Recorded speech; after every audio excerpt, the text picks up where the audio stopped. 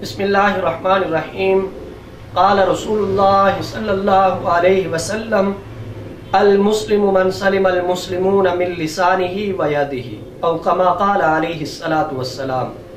فخر کائنات محسن انسانیت جناب محمد الرسول اللہ صلی اللہ علیہ وسلم نے ارشاد فرمایا، کامل مسلمان وہ ہے جس کی زبان اور ہاتھ سے دوسرے مسلمان محفوظ رہیں۔ اس حدیث پاک میں باہم زندگی گزارنے کا ایک سنہری اصول بیان کیا گیا ہے۔ اگر ہم سب اس اصول پر عمل کرنے والے بن جائیں تو ہمارا معاشرہ امن و شانتی کا گہوارہ بن جائے گا، جبکہ آج ساری دنیا امن و شانتی کے لیے پریشان ہے۔ خوف و ہراس ہر طرف پھیلا ہوا ہے۔ امن کے حصول کے لیے بڑی بڑی کانفرنسیں ہو رہی ہیں، لیکن امن کا فقدان ہے۔ جان محفوظ نہیں، مال محفوظ نہیں، عزتیں محفوظ نہیں۔ حضور اکرم صلی اللہ علیہ وسلم نے متعدد ایسے اصول بیان فرمائے ہیں جن میں ان چیزوں کی حفاظت کی ضمانت ہے۔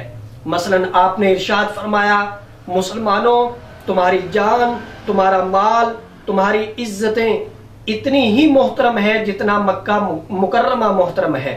تمہاری جان، تمہاری عزتیں، تمہارا مال اتنا ہی محترم ہے جتنا کعبہ محترم ہے، جتنا عرفہ کا دن محترم ہے، اور جتنا ذوالحجہ کا مہینہ محترم ہے۔ آپ صلی اللہ علیہ وسلم نے ارشاد فرمایا، پکا سچا مسلمان وہ ہے جس کی زبان کے فتنہ سے اور ہاتھ کے ظلم سے دوسرے مسلمان محفوظ رہیں۔ اعضائے انسانی میں سے دو اعضاء کو ذکر کیا، زبان اور ہاتھ۔ عموماً کسی کو تکلیف پہنچائی جائے تو زبان اور ہاتھ ہی زیادہ استعمال ہوتے ہیں۔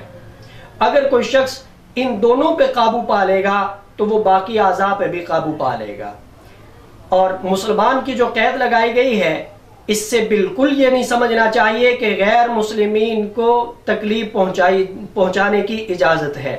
مسلمان کی قید لگائی کہ مسلمانوں سے زیادہ واسطہ پڑتا ہے، اور زبان کا تذکرہ پہلے کیا، ہاتھ کا بعد میں کیا، اس وجہ سے کہ زبان سے بہت سارے فتنے جنم لیتے ہیں۔ زبان کا فتنہ عظیم فتنہ ہے۔ سرکار دو عالم صلی اللہ علیہ وسلم نے متعدد احادیث میں تاکید کے ساتھ زبان کی حفاظت کی ترغیب دی ہے۔ آپ نے ارشاد فرمایا، جو اللہ اور آخرت پر یقین رکھتا ہے اسے چاہیے کہ وہ خیر کی بات کہے ورنہ خاموش رہے۔ زبان کی اگر حفاظت نہ کی جائے تو اس سے بڑے بڑے فتنے پیدا ہوتے ہیں۔ زبان کی اگر حفاظت نہ کی جائے تو اس سے بہت ساری معاصی کا صدور ہوتا ہے۔ امام غزالی رحمۃ اللہ علیہ نے اپنی کتاب احیاء العلوم کے اندر زبان کے گناہوں کو 20 الگ الگ مضامین میں بیان کیا ہے۔ بے ضرورت کلام کرنا، بیہودہ کلام کرنا، حرام چیزوں کا تذکرہ کرنا، گالم گلوچ کرنا، کسی پہ لان تان کرنا، کسی کا مذاق اڑانا، جھوٹ بولنا، جھوٹا وعدہ کرنا، کسی کی پیٹھ پیچھے اس کی برائی کرنا، کسی کے راز کو ظاہر کرنا، دوغلی باتیں کرنا، یا دین کی ایسی بات لوگوں کے سامنے کرنا جو ان کی سمجھ سے باہر ہو، یہ ساری چیزیں امام غزالی رحمۃ اللہ علیہ نے اپنی کتاب کے اندر بیان کی ہیں۔ زبان کا فتنہ بڑا فتنہ ہے۔ ہاتھ کا ظلم اللہ کو پسند نہیں، اللہ کے نبی کو پسند نہیں۔ دعا ہے اللہ مجھے اور آپ کو، ساری دنیا کے سارے مسلمانوں کو زبان کے فتنے اور ہاتھ کے ظلم سے محفوظ فرمائے۔